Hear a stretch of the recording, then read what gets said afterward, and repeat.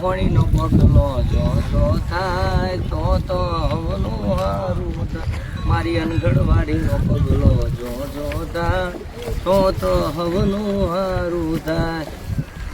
એ મારી આથિયા ખડકની મારી મોહણી સદાય જય બનાવજે. એ મારી મહિષાગર બાવા મલુને નોમ રાખનારી મારી મોહણી જેવી માતા મળી જગતમાં જીતાડી લાઈ માં.